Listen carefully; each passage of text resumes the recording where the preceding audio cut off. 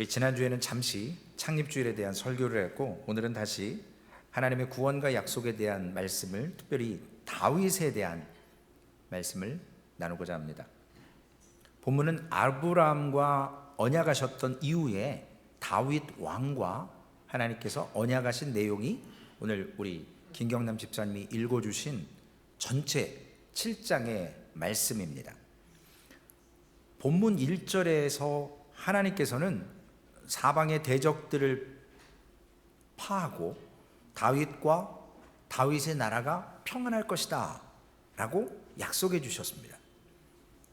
전쟁이 끝났고 이젠 다윗에게 태평성대가 있었습니다. 그런데 그가 가장 먼저 주변 국가의 여러 가지 안정을 꾀하고 나서 첫 번째로 그가 마음에 생각한 것이 뭐냐면, 하나님의 언약궤가 온전히 들어갈 만한 예루살렘의 성전을 짓고자 하는, 건축하고자 하는 일을 마음에 염두에 뒀습니다.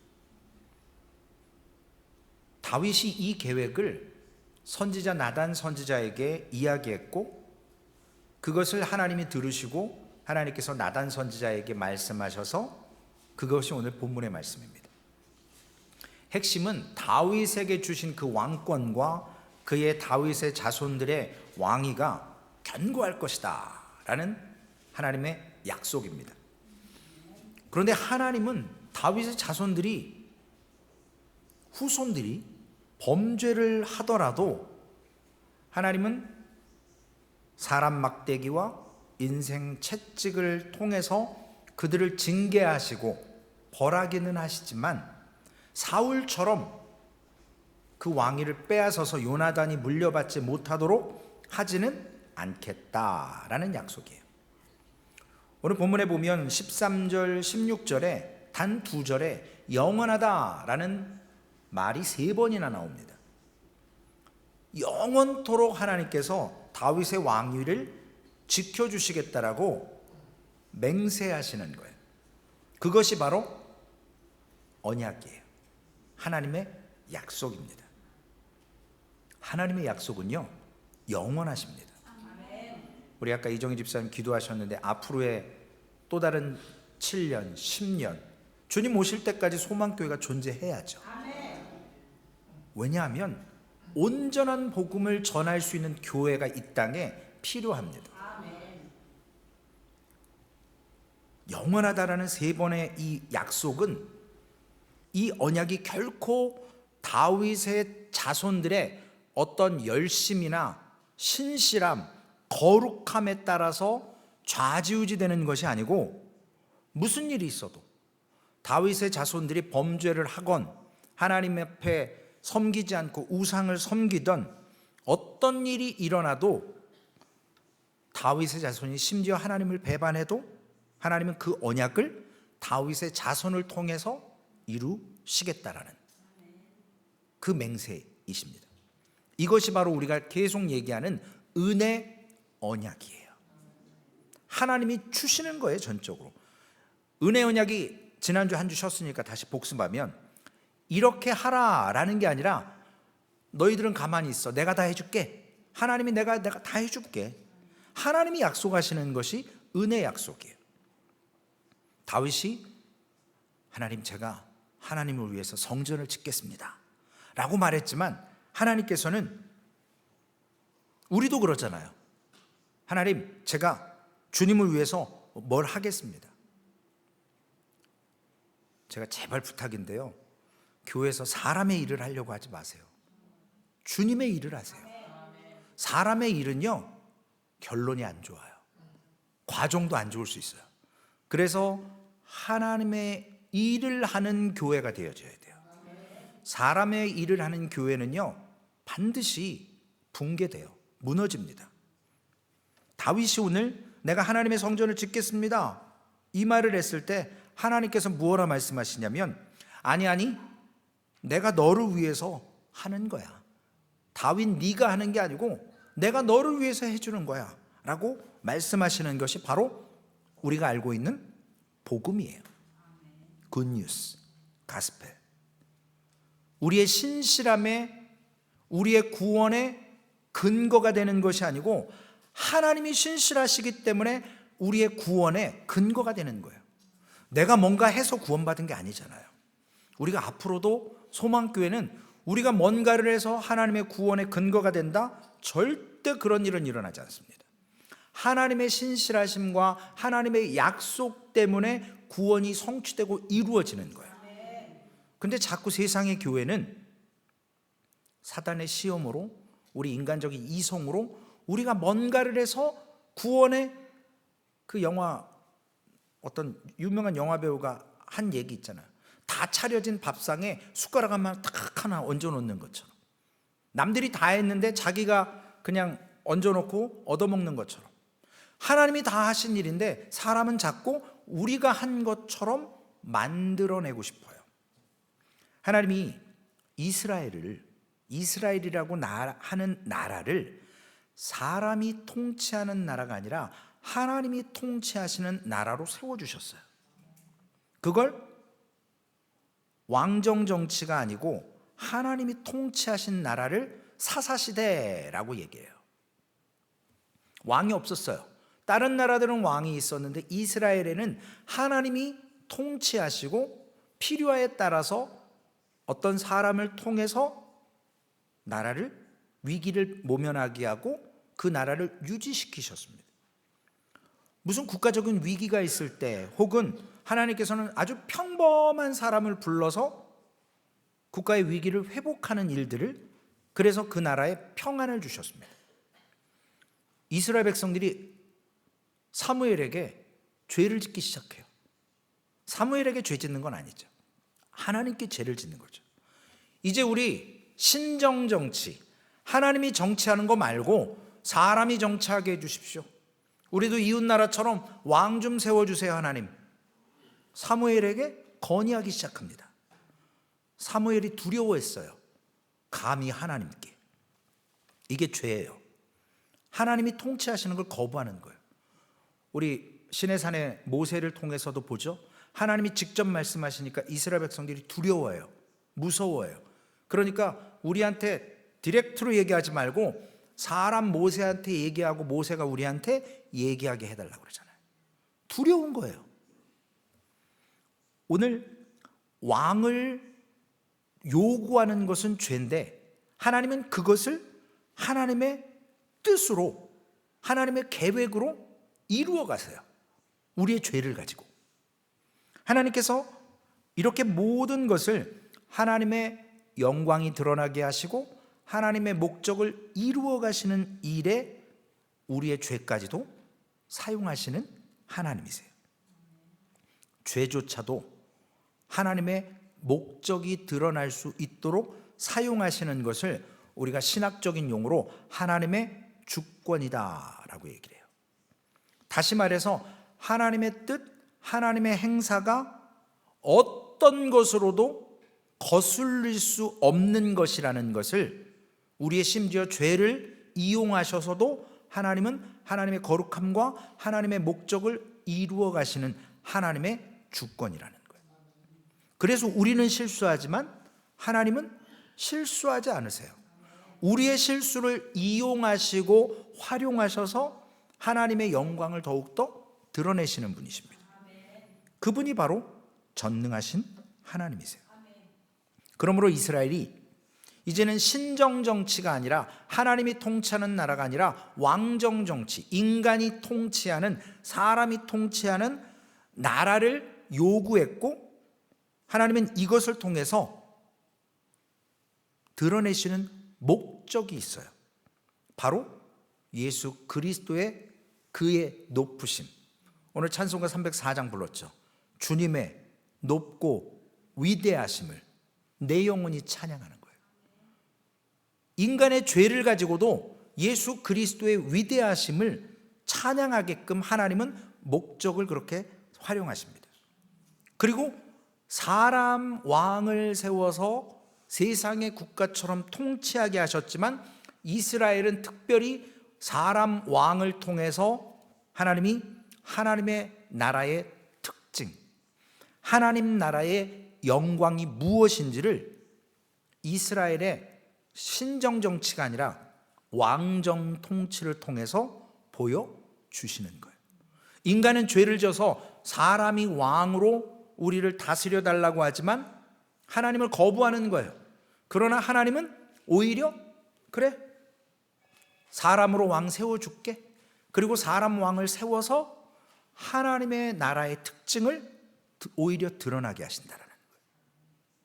우리 편에서는 죄예요. 하나님도 기분 나쁘실 수 있어요. 그러나 하나님은 그걸 기분 나빠하시는 게 아니라 오히려 그리스도의 높아지심과 하나님의 영광과 하나님의 나라가 어떤 것인가를 사람 왕을 세워서 알게 하시는 겁니다.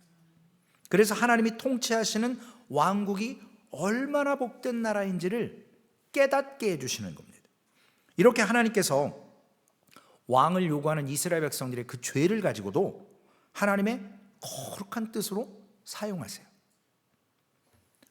우리 다시 복습을 하면 하나님의 언약이라고 하는 것이 아담과 하와의 범죄로부터 시작해서 여인의 후손들이 뱀의 머리를 상하게 할 것이고, 결국 죄를 졌기 때문에 에덴에서 쫓겨났죠. 쫓겨났지만 저들이 이 약속을 가지고 예수 그리스도라고 얘기는 안 했지만 여인의 후손으로 누군가 오실 거라는 것을 약속해 주셨어요. 우리는 성경을 통해서 예수 그리스도라고 확실히 알죠. 그들이 범죄에서 쫓겨는 났지만 그 여인의 후손으로 뱀의 머리를 상하게 할 자가 오실 소망을 붙들고 살았습니다.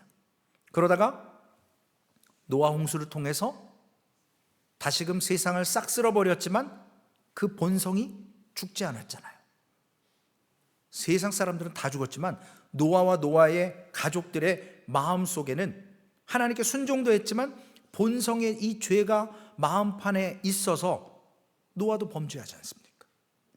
근데 그 노아와 하나님이 언약을 하시죠.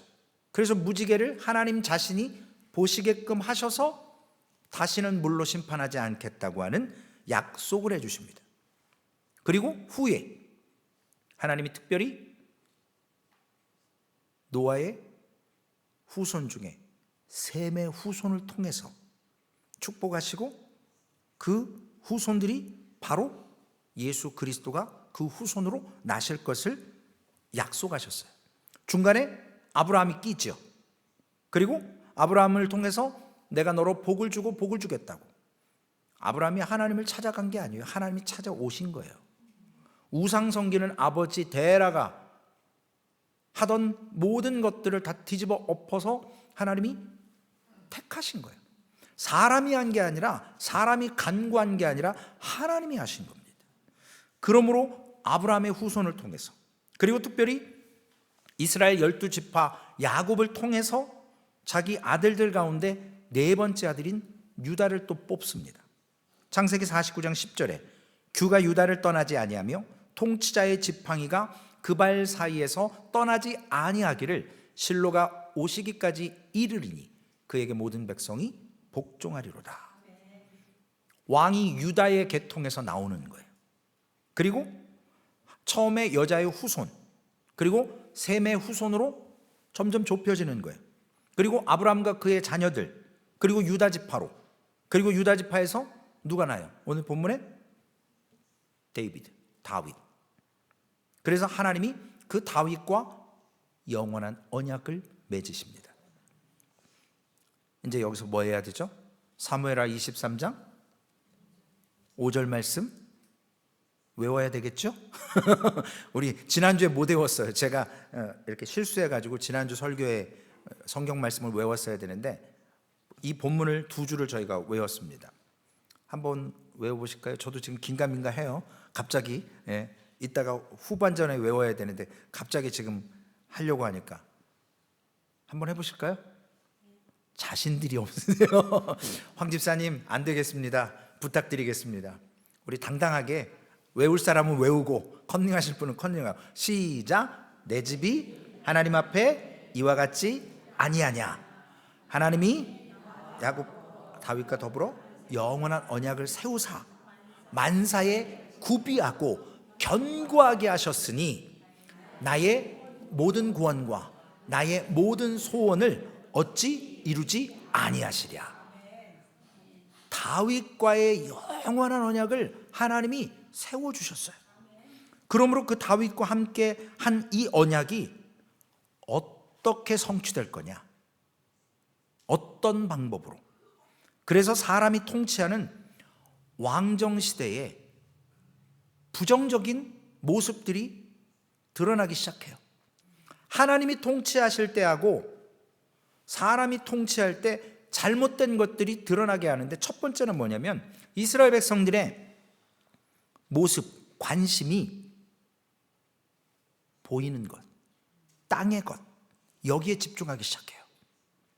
하늘에서 만나가 내려오고 반석을 깨서 물을 먹이시고 구름 기둥과 불 기둥으로 하나님의 임재, 하늘에 계시니까 늘 내려오시는 목격을 목도하면서 야, 하나님 살아계시는구나, 하나님이 함께 하시는구나, 먹이시는구나, 이랬던 사람들이 왕이 명령하고 왕의 말에 복종해야 되니까 하나님은 사라지고 인간 왕에게 눈에 보이는 대로 땅의 것에 관심을 갖기 시작하는 거예요.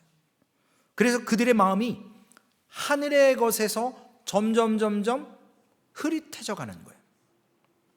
모든 것이 다 눈에 보이는 것에, 세상 나라 안에 있는 모든 것들이, 아까 말씀드렸던 하나님께서 왕정을 세우신 이유는 인간의 요구도 있지만 하나님의 나라의 특징을 보여주시고 했는데, 인간들이 하나님의 나라의 특징에 관심이 없어요. 눈에 보이는 데만 관심이 있어요. 그러다 보니까 모든 하나님의 약속조차도 인간이 어떻게 생각하냐면 이 나라에서 이루어지기를 원하는 거예요. 눈에 보이는 대로 드러나기를 원하는 거예요. 그래서 많은 사람들이 예수님께 표적을 구하잖아요. 눈에 보이는 걸 원하는 거예요. 눈에 보이는 걸, 그걸 믿는 거예요. 보이지 않는 하나님은 관심이 없습니다. 상징인데, 모형인데, 실제가 따로 있는데 이 모형과 상징에만 관심이 있어요. 나라를, 왕을 통해서 세운 이유는 하나님의 나라의 특징을 하나님이 맛보게끔 보여주시려고 했는데, 이거 실제는 관심이 없고요, 이 가짜 모형에 집중하는 거예요. 복음과 하나님의 뜻을 아주 잘못 오해하는 거예요. 여기서 이제 짚고 넘어갈게요. 여러분, 교회 왜 나오세요? 부자 되시려고? 오래 안 아프고 사시려고요? 세상에 근심과 걱정 안 하고 싶으셔서요? 이 마음의 길티, 죄의 모습을 좀 내려놓으시려고 교회 나오세요? 회개하면 용서해 주시니까? 그게 복음이 아니에요. 교회 나온다고 만사형통하고 세상 말로 다 잘 되냐고요. 여기 몇 분 계시잖아요. 교회 나오시면서 더 안 되시는 분들. 저도 그런 분 몇 분 알아요. 워싱턴에 예수 믿고 사업 다 이렇게 망하시고 막 안 되고 건강 잃고, 오히려 예수 믿고 그래요. 근데 하나님은 뺏어가고 아프게 하고 하는 이유가 있거든요. 우리가 죄인이고 부족해서도 그러겠지만 하나님의 나라를 꿈꾸라고 허락하신 사람 막대기가 인생 채찍이에요. 그런데 눈에 보이는 것만 관심이 있어요. 교회 다니면 눈에 보이는 것들이 다 잘 되기를 원하고 성취하기를 원합니다. 그런데 이것을 왕정시대를 통해서 이스라엘 백성들이 오해하고 있었다고요. 예수님이 오셨을 때도 예수님을 지난주에 말씀드렸잖아요. 하나님의 복음을 알고 성경을 갖고 있던 유대인들은 예수님을 배척하고 십자가에 못 박아요. 반대로 성경을 갖지 않던 이방인들은 예수님을 메시아로 인정을 해요. 동방박사들 유대인 아니에요. 이방인들이었다고요. 그러나 그들이 별을 보고 쫓아오는 거예요. 베들레헴으로 안 가잖아요. 헤로도한테 가잖아요. 당시의 왕한테, 말씀을 모르기에. 오늘 예수님을 메시아로 거부하게 됐습니다. 실제 예수님을 상징하는 그 모형들의 눈에 보이는 것을 추구하기 시작합니다. 우리 열왕기서를 구역 예배를 맞춰서 했는데, 열왕기서의 전체적인 하나님의 기준이 뭐냐면 왕들을 평가하는 기준의 사람이 누구예요? 다윗이에요. 다윗은 이렇게 하지 않았다는 거예요. 내가 다윗과 이렇게 약속했다는 거예요.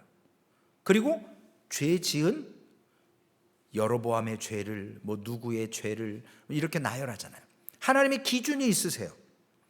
오늘 왕들이 잘못을 행할 때마다 남유다, 북이스라엘은 혈통적으로 안 되니까 끝났고요. 남유다도 결국엔 망해요. 그런데 그 남유다를 통해서 다윗의 언약을 하나님이 신실하게 약속을 이루어 가시는 것. 그래서 이스라엘 백성들이 시편 89편 49절에 주여 주의 성실하심으로 다윗에게 맹세하신 그 전에 인자하심이 어디 있나이까. 왕들이 메시아가 올 그 유다의 계통의 후손들이 실패를 하고 하나님께서 사울에게 행하신 것처럼 왕권을 뺏어야 되는데 하나님은 약속 때문에 다윗의 후손들이 범죄해도 내버려 두시는 거예요. 결국 유다 왕국도 바벨론에 의해서 멸망합니다. 그렇지만 왕권이 끊어진 것처럼 보였고 결국 다윗과의 영원한 언약이 우리 휴지 버리듯이 쓰레기통에 버린 것처럼 끝나버린 것처럼 보여요. 물거품처럼 됐어요. 근데 하나님께서 아까 영원하다, 영원하다, 영원하다 말씀하셨거든요. 그것이 오늘날 많은 유대인들과 일부 그리스도인들이 생각하는 것처럼 하나님께서 다시 다윗의 왕통을 세워서 이스라엘 왕국을 재건하실 거다, 그것이 약속이다 라고 생각을 해요. 그런데 갈라디아서 3장 16절 우리가 잘 아는 말씀이에요. 이 약속들은 아브라함과 그 자손에게 말씀하신 것인데 여럿을 가리켜 그 자손들이라 하지 아니하시고 오직 한 사람을 가리켜 내 자손이라 하셨으니 곧 그리스도라. 진짜가 나타나는 거예요. 지금까지는 다 모형들이에요. 다윗의 언약에서 하나님이 말씀하시는 다윗의 아들들은 직접적으로 솔로몬이잖아요. 그리고 솔로몬의 아들들이죠. 그 후손들이에요. 그런데 그 자손들이 아니라 딱 한 사람, 오직 한 분, 예수 그리스도. 그분을 얘기하기 위해서 하나님이 그 영원한 약속을 범죄하지만 지켜주셨다는 겁니다. 히브리서 1장 5절에 그 말씀이 있어요. 좀 더 자세하게 하나님께서 어느 때에 천사 중 누구에게 너는 내 아들이라 오늘 내가 너를 낳았다 하셨으며 또다시 나는 그에게 아버지가 되고 그는 내게 아들이 되리라 하셨느냐. 시편 2편 7편 사무엘하 7장 14절 말씀을 히브리서 1장 5절이 인용한 거예요. 사용한 거예요.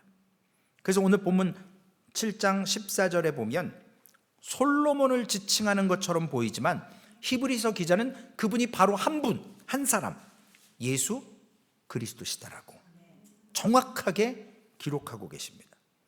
솔로몬이 성전을 짓는다는 것으로 다윗에게 약속하셨던 하나님의 영원한 언약이 끝나버리는 게 아니라 다윗의 후손으로 오실 그 한 분, 한 분만을 지칭했기 때문에 그 남겨진 약속이었기 때문에 하나님께서 다윗의 자손으로 오신 예수 그리스도를 통해서 이루어진다는 사실입니다. 그러면 다윗이 이 영원한 언약을 받으면서 그 받았을 때 받고 난 삶에 대해서 어떻게 반응하냐는 거예요. 우리도 복음을 받아들이시잖아요. 그러면 반응하게 돼 있어요. 말씀드렸죠? 복음이 딱 선포되면 두 가지 반응이 나와요. 하나는 튕겨져 나가요. 복음을 못 받아들이는 거예요. 왜냐? 눈에 보이는 표정만 따르기 때문에 그래요. 내가 원하는 대로 부자 돼야 되고 잘 돼야 되고 그리고 본성적으로 순종하기 싫어해요. 죄인이기 때문에. 근데 또 한편 진짜 복음을 선포할 때 어떤 분들은 그 앞에서 엎드려요. 나는 죄인으로서이다. 주여 나를 불쌍히 여기소서. 어떻게 해야 하나님 제가 영생을 얻으리까? 내 자산 다 팔아서 실질적으로 팔라는 말씀 아니에요. 하나님 앞에 순종하는 거예요. 그 복음을 성령께서 감동 주실 때 믿는 거예요.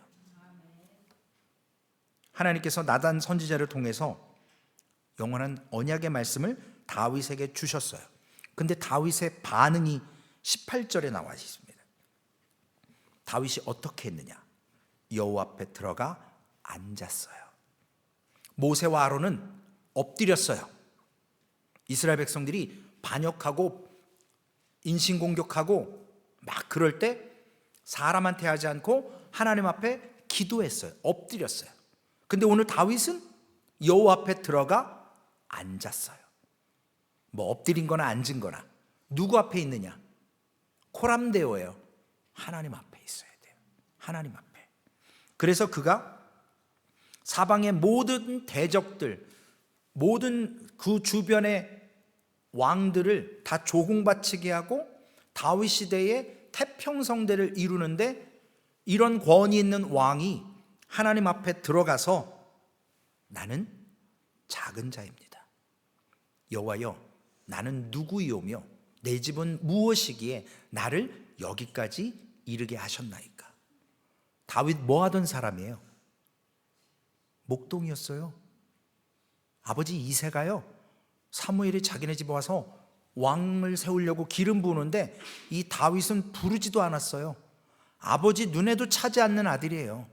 내놓은 자식이에요, 세상 말로. 그러나 사무엘은 하나님께서 첫 번째부터 쫙 나가는데 다 아닌 거예요. 묻잖아요. 또 아들이 있냐고. 네, 막내 아들 들판에 있다고. 데려오래요. 데려왔더니 그가 왕될 사람인 거예요. 사람의 눈에는 아니지만 하나님은 그 양을 치고 양을 빼앗아 갈 때 쫓아가서 곰과 사자와 싸워서 그 새끼 양을 찾아내는 그 다윗을 통해서 하나님은 기름을 부으시고 영원한 언약을 세워주십니다. 그를 통해서 깨닫는 거예요. 다윗이 자기의 삶을 알잖아요. 자기가 죄 지은 걸 알잖아요.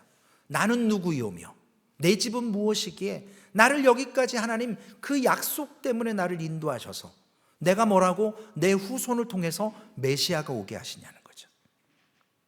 사무엘하 7장 21절에 주의 말씀으로 말미암아 주의 뜻대로 이 모든 큰 일을 행하사 주의 종에게 알게 하셨나이다. 다윗은 그걸요 알았어요. 부족하지만 자신의 후손 가운데 한 분 메시아가 오실 것을, 그분이 예수 그리스도이신 것을. 사도행전 2장에도 성령의 충만함을 입은 사도 베드로가 다윗의 이 언약에 대해서 말한 내용이 있습니다. 사도행전 2장 30절 31절 말씀 우리 함께 읽어보실까요? 그는 선지자라 하나님이 이미 맹세하사 그 자손 중에서 한 사람을 그 위에 앉게 하리라 하심을 알고 미리 본고로 그리스도의 부활을 그가 음부에 버림이 되지 않고 그의 육신이 썩임을 당하지 아니하리라 하시더니, 다윗은 하나님께서 자신의 후손으로 오실 예수 그리스도, 영원한 다윗의 왕 위에 앉게 하실 것을 그가 알았습니다. 그리고 또한 그는 구약의 모든 성도들처럼 그분 예수 그리스도를 바라봤어요. 그분을 믿고 그리고 믿음 안에서 70살이 되어서 하나님의 부르심을 받고 그가 죽었습니다. 끝까지 그 영원하신 언약의 약속, 메시아가 자신의 후손으로 오실 것을 믿고 죽었어요. 다윗이 이 약속이 그리스도 한 분과 관계되었다는 것, 그것을 정확히 알았는데 그 결과가 뭐냐는 거예요. 다윗이 남긴 수많은 시편들을 통해서 다윗은 예수 그리스도에 대해서 찬양하고 노래한다는 거죠. 우리가 그래서 요즘 토요일마다 시편을 계속적으로 보고 있지 않습니까? 다윗은요 자기에게 주신 이 영원한 언약에 대해서 감동을 가졌고, 그리고 그분이 메시아인 것을 예언하는 시를 쓰는 것입니다. 오늘 사무엘하 23장 1절에 보면 이는 다윗의 마지막 말이라. 다윗이 이제 죽습니다. 다윗의 마지막 말을 하고 그가 죽어요. 그러면서 회상하는 거예요. 하나님이 나와 같은 사람에게 영원한 언약을 맺으신 것, 세우신 것을 고백하면서 우리가 오늘 외웠던 하나님께서 만사에 구비하고 견고하게 하셔서 자신의 모든 구원과 모든 소원을 어찌 이루지 아니하시겠냐는, 반드시 이루실 거라는 거예요. 그래서 온 세상과 모든 영광이 자신의 시야에서 사라지고, 내가 이제 죽지만 그럼에도 불구하고 내 평생에 하나님이 함께 하셨고 내 후손과도 함께 하셔서 결국 하나님의 영원한 언약은 이루어진다라고 믿고 그가 주님의 부름을 받았습니다. 그런데 반면 아들 압살롬에게 반역을 당하죠. 그리고 아버지로서 참 고생도 많이 한 사람 중에 한 사람이에요. 그런 상황 가운데서도 내 자녀들 속에서 누가 될지 자신은 몰랐지만 그 후손을 통해서 하실 것을 믿었다라는 거예요. 그래서 만사에 구비하고 견고하게 하셨다. 내 자녀들을 믿는 것이 아니고 하나님께서 모든 면에 약속하신 것을 통해서 변하지 않고 하나님은 이루실 것을 믿어 의심치 않는 거예요. 죽어가는 왕은 하나님의 언약을 성취하는 것을, 이루시는 것을 볼 수는 없었어요. 그러나 앞으로도 우발적인 일들, 우리의 생각과 전혀 계획 없는 일들 속에서도 하나님은 이루실 걸 믿는다라는 겁니다. 그래서 하나님은 신실하신 하나님, 실수가 없은 하나님, 끝까지 언약을 성취하시는 하나님. 그래서 갈라디아서 4장 4절에 때가 참에 하나님이 그 아들을 보내사 여자에게서 나게 하시고 여자의 후손으로 아까 뱀의 머리를 상하게 할 것이라고 그랬죠? 율법 아래에 나게 하신 것은 이라고 말씀하셨어요. 신약성경 첫 번째 성경인 마태복음 첫 9절에도 예수 그리스도에 대해서 뭐라고 얘기해요? 아브라함과 언약을 맺으셨잖아요. 다윗과 영원한 언약 맺으셨잖아요. 아브라함과 다윗의 자손 예수 그리스도의 계보라. 이 두 사람이 빠져서는 안 돼요. 그래야 예수 그리스도가 그 혈통으로 오시기 때문에, 약속하셨기 때문에, 그것이 언약이기 때문에. 그래서 하나님께서 다윗에게 영원한 언약을 이렇게 성취해 가셨고, 그는 이룬 것을 보지는 못했지만 믿음으로 그것을 바라봤습니다. 그리스도의 나라는 우리 거듭난 사람들을 통해서 하나님의 나라가 더욱더 견고하게 세워져 가는 거예요. 그래서 모퉁이돌 대신 예수 그리스도와 함께 우리가 지어져 가는 겁니다. 우리가 완전히 성결할 수 없어요. 성화되어져 가는 거예요. 그러므로 하나님을 반역한 죄인이지만 그 죄인의 혈통을 통해서도 하나님은 죄 짓지 않을 수밖에 없는 예수 그리스도, 죄를 알지 못하는 그분을, 남자를 알지 못하는 마리아를 통해서 성령으로 잉태되시고 이 땅에 성육신으로 인카네이션 오셨다라는 겁니다. 지금으로부터 한 3000년 전에 다윗은 이것을 믿었습니다. 그 약속을 믿었어요. 그리고 어떤 근거에서요? 바로 예수 그리스도께서 온전히 순종하실 것과 십자가에 죽어 주심으로 2000년 전에 그것을 이뤄내셨어요. 예수 그리스도가. 그래서 그분을 믿지 않고 그분을 통하지 않고는 구원 받을 수가 없습니다. 여기에서 이제 문제가 되는 거예요, 여러분. 우리가 예배를 나와요. 기도를 해요. 교회에서 헌신해요. 봉사를 해요. 그런데 그 예수 그리스도가 메시아이고 우리의 유일한 구원자이심을 믿어야 된다는 거예요. 근데 믿지 못하는 분들이 교회 안에 있다고요. 내 열심으로, 내가 헌금해서, 내가 봉사해서, 내가 예배하지 않습니까? 그게 구원받은 증거가 아니라고요. 사람의 눈에는 열심 있는 사람으로 보여요. 여러분 주위에도 있을 거예요. 와, 저 사람은 어떻게 저렇게 연세 드신 분들한테 너무 잘한다고, 교회 오면 막 주방에서 살아요. 설거지만 해요. 막 교회 일 있으면 막 다 제껴놓고 집안일 다 팽개치고 교회 와서 봉사해요. 막 기도도 막 잘해요. 근데 문제는요, 우리 눈에는 믿음 있는 것처럼 보고 구원받은 것처럼 보이지만 하나님께서 예수 그리스도를 통해서 말씀하셨잖아요. 주여 주여 주여 했는데 내가 너희를 도무지 알지 못한다 그러잖아요. 선지자 노릇도 했어요. 병도 고쳤다고요. 그런데 주님이 모른다고 해요. 이것이 현대교회의 가장 큰 문제예요. 저는 궁금합니다. 구글로 통해서 소망교회를 한 달에 300명 넘게 찾아봐요. 도대체 무슨 사람들이 그렇게 찾아보는, 전 이해가 안 가요 지금도. 근데 교회는 또 안 와요. 300명이 찾아오는데 3사람은 와야 될 거 아니에요. 2사람 금요일날 왔다 갔어요. 어제도 1사람 왔다 가고. 여러분, 교회는요 우리 눈에 보이는 대로 되는 게 아니에요. 구원은요 하나님의 기준이 있어요. 하나님이 왜 다윗을 기준 삼았을까요? 그가 하나님의 마음에 합한 자였어요. 죄를 지적하면 회개할 줄 알았어요. 그리고 또 죄를 쳐요. 연약한 인생이에요. 그러나 그 하나님의 영원한 약속을 믿음으로 죽을 때까지 놓지 않는 믿음이 있었어요. 우리도 죄 짓잖아요. 회개해야 돼요. 그러나 주님께서 우리에게 주신 그 구원의 은혜를 끝까지 붙들고 그냥 죄 지으세요. 그리고 또 회개하세요. 그리고 주님이 오시면 해결되는 거예요.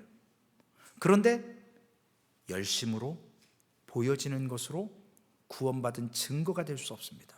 여러분 거기에 현혹되지 마세요. 그걸 믿지 마세요. 그 사람 믿음 좋다고 평가하지 마시라고요. 사람 판단하시면 안 돼요. 하나님께서 우리의 마음의 눈을 밝혀주실 때 확인할 수 있어요. 육신의 눈으로는 안 돼요. 결론의 말씀입니다. 하나님께서 자기 백성, 자기의 자녀들을 향하신 이 언약은 하나님의 신실함으로 성취됩니다. 우리의 수고와 헌신과 노력과 열심으로 안 돼요. 오직 하나님의 신실하심, 하나님의 선하심, 새벽 예배 때 한번 말씀드렸던 하나님의 헤세드, 그것에 의해서 성취되고 이루어지는 거예요. 우리가 요구한다고 해서 되는 게 아니에요. 우리가 열심히 한다고 되는 게 아니에요. 다윗에게 베풀어 주신 그 은혜를 오늘 우리에게도 하나님은 베풀어 주십니다. 하나님의 구원과 약속이 소망교회 안에 우리 사랑하는 성도님들 한 분 한 분 심령에 다윗처럼 신뢰하고 믿을 때 하나님은 약속을 이루어 주십니다. 그때 감사하시고 그때 영광 돌리는, 그래서 그 순간순간마다 하나님의 신실하심을 경험하시는 그런 소망교회, 그런 복음만이 선포되지는 교회와 그 복음을 믿는 성도님들 되시기를 주님의 이름으로 축원을 드리겠습니다. 살아계신 아버지 하나님, 연약하고 부족함을 고백합니다. 다윗이 나와 같은 집이 무엇이기에 하나님이 선택하셔서 영원한 언약을 세워주셨는지, 그가 하나님 앞에 앉아서 하나님 앞에 자신의 연약함을 인정하고 하나님이 왜 나와 언약을 맺으시는지 그가 고백합니다. 그러나 그가 그 영원한 언약을 믿고 수많은 시편의 말씀에 메시아로 오실 예수 그리스도를 예언하는 시를 고백하는, 그것을 믿는 시편의 말씀들을 기록했습니다. 하나님, 오늘 우리가 예배합니다. 세상의 많은 교회들, 많은 사람들이, 그리스도인이라고 하는 사람들이 주일날 예배합니다. 그러나 하나님, 오늘 이 시간 우리가 예배함으로 우리의 구원의 근거가 되지 않습니다. 오늘 우리가 열심히 봉사하고 헌금을 드린다고 그것이 우리의 구원을 이루는 조건이 되지 않습니다. 오직 하나님의 신실하심과 하나님의 선하심으로 예수 그리스도를 성령께서 믿게 하실 때 믿습니다라고 고백할 때 그 영원한 언약이 우리의 삶 가운데 성취되는 것을 믿습니다. 주님, 온전한 복음을 믿게 하여 주옵소서. 눈에 보이는 것, 세상의 것 쫓지 않게 하여 주옵소서. 우리의 마음의 눈을 밝혀주셨을 때, 영안의 눈이 뜨였을 때 천국을 바라보게 하여 주옵소서. 세상 모형에 현혹되지 않게 하시고 허락하신 특징과 은혜를 경험하지만 한 분 예수 그리스도를 예언하셨던 것처럼 모형들에 관심 갖지 않고 오직 예수 그리스도 그분께 관심 갖게 하여 주옵소서. 그런 소망교회 되어서 하나님의 구원과 하나님의 약속이 성취되는 소망교회와 우리의 믿음의 삶 될 수 있도록 주님 인도하여 주옵소서. 우리 구주 예수님의 이름으로 감사하며 기도 올리옵나이다. 아멘.